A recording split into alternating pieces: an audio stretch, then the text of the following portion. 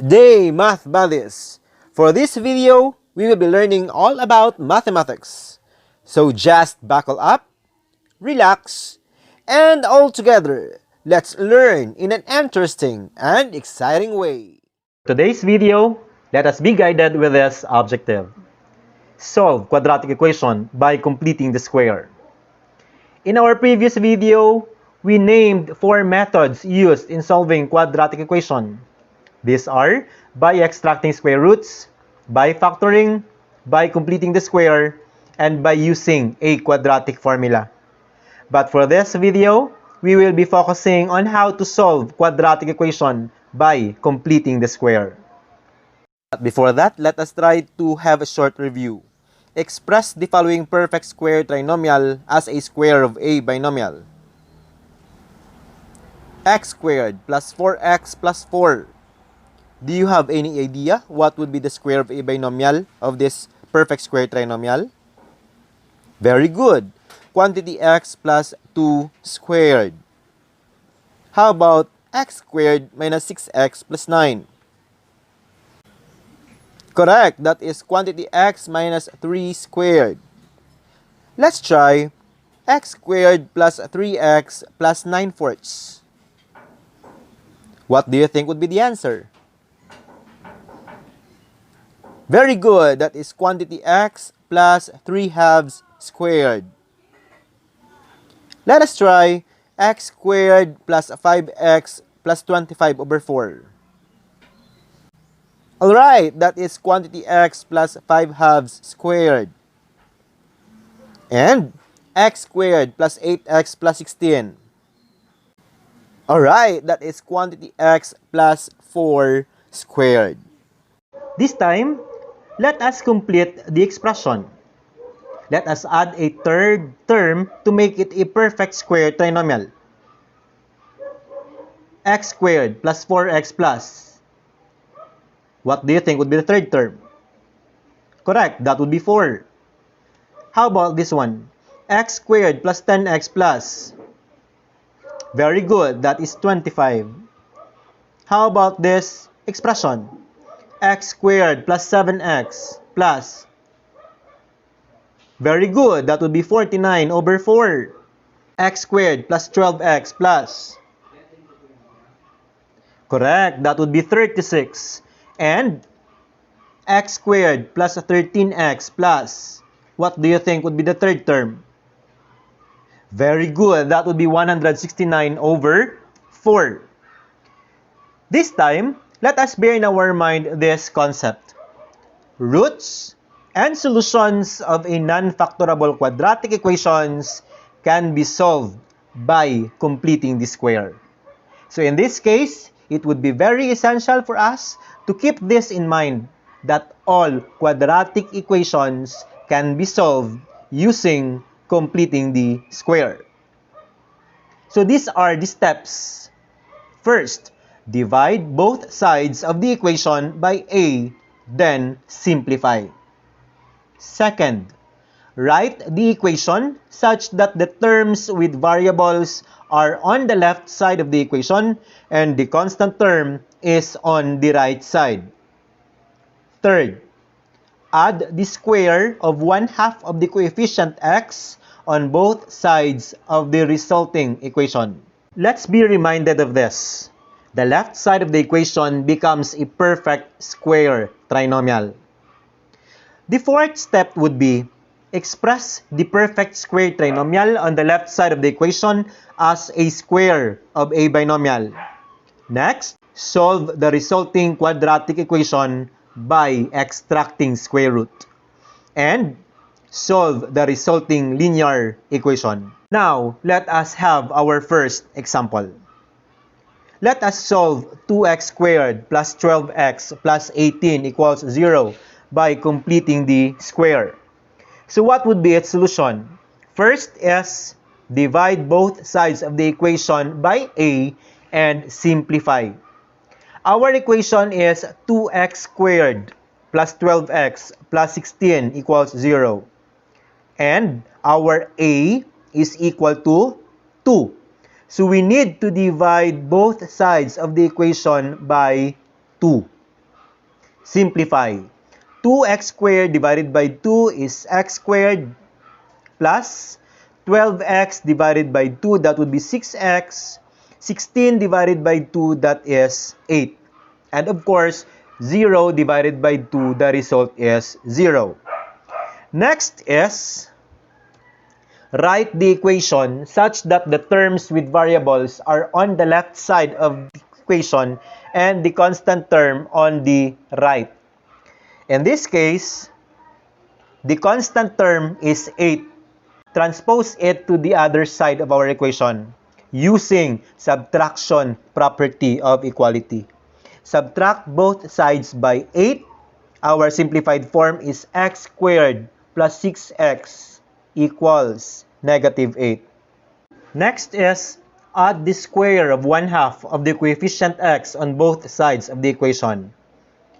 In this case, 6 is the coefficient of our variable x. So we need to get the half of it. Half of 6 is 3. Then square it. So 3 squared is 9. This means we will add 9 to both sides of our equation, making the left side a perfect square trinomial.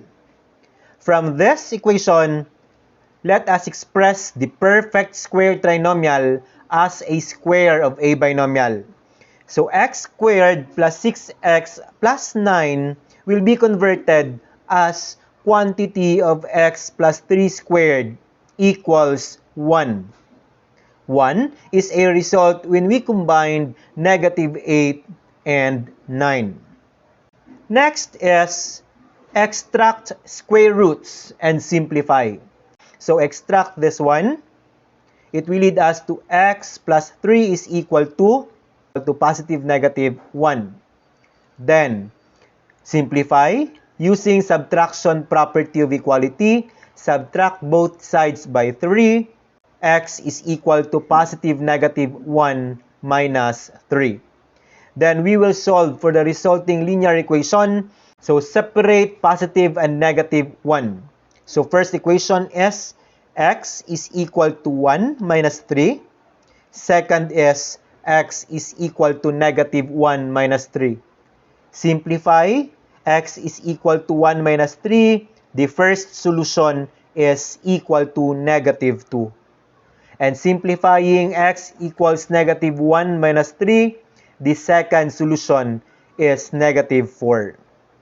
This means the solutions are negative 2 and negative 4. Let's have our next example. Again, first step is we need to divide our equation by our a. In this case, our a is 3, so we need to divide both sides by 3. The simplified equation is x squared plus 4x minus 7 equals 0. Then, constant term will be transposed to the right side using addition property of equality. Add both sides by 7, leaving x squared plus 4x equals 7. Then, we will make the left side of our equation a perfect square trinomial by getting the square of the 1/2 of coefficient x. So half of 4 is 2, squaring it, that is 4. Meaning we will be adding both sides by 4. Then we will make the expression on the left side as square of a binomial. So x squared plus 4x plus 4 becomes quantity of x plus 2 squared equals 11. Then, apply extracting square roots. Then we have x plus 2 is equal to positive negative square root of 11. 11 is not a perfect square and it doesn't have factors where one is a perfect square and the other is a non-perfect square. So in this case, we will get rid of 2 on the left side of our equation using subtraction property of equality. We will subtract both sides by 2. X therefore is equal to positive negative square root of 11 minus 2. And to write it correctly, we can say x is equal to negative 2 plus and minus square root of 11. So our answers would be negative 2 plus and minus square root of 11. Let us have our next example. X squared minus 10x minus 4 equals 0. In this case, our quadratic term has a numerical coefficient which is equal to 1. So no need to divide both sides by the value of our a. Instead, skip step 1 and proceed to step 2, wherein constant term will be transposed to the right side of our equation. Using addition property of equality, add both sides by 4. The simplified equation is x squared minus 10x equals 4. We will make the left side of our equation a perfect square trinomial. Get the half of coefficient x. In this case, we have 10. Half of it is 5. Then squaring it, that is 25. In short, we will add both sides by 25. Then, we will make our expression a square of a binomial. So it becomes quantity of x minus 5 squared equals 29. Then, apply extracting square roots. The simplified form is x minus 5 equals positive negative square root of 29. Add both sides by 5. X therefore is equal to positive negative square root of 29 plus 5. So our final answer can be written as x is equal to 5 plus and minus square root of 29. Let us have our next example. X squared minus 3x minus 10 equals 0. So our a here is equal to 1. So skip step 1. Instead, transpose negative 10 to the right side using addition property of equality. Add both sides by 10. The simplified equation becomes x squared minus 3x equals 10. We will make the left side of our equation a perfect square trinomial. We will get the half of coefficient x. In this case, 3. So half of 3 is 3 halves. Square it, that becomes 9/4. So 9/4 will be added to both sides of our equation. Then, we will make a perfect square trinomial as a square of a binomial. This becomes quantity of x minus 3 halves squared is equal to, so as we combine 10 and 9/4, so we have the common denominator which is 4. Then the numerator becomes 40 plus 9. Simplifying this, we have quantity of x minus 3 halves squared is equal to 49 over 4. Then, apply extracting square roots. We will extract square root. It will lead us to x minus 3 halves equals positive negative. Square root of 49 is 7 and square root of 4 is 2. Then, get rid of negative 3 halves on the left side of our equation using addition property of equality. X therefore is equal to positive negative 7 halves plus 3 halves. Separate positive negative 7 halves. So we will solve the resulting linear equation. X is equal to 7 halves plus 3 halves. And the other equation is x equals negative 7 halves plus 3 halves. Simplify. X is equal to 7 halves plus 3 halves becomes x is equal to 10 halves. The simplified form is equal to 5. This means the first solution is equal to 5. As we simplify x equals negative 7 halves plus 3 halves, x is equal to negative 4 halves. Simplifying it, that is equal to negative 2. Therefore, the solutions for this equation are 5 and negative 2. Now, it is your turn. Solve the following quadratic equations by completing the square.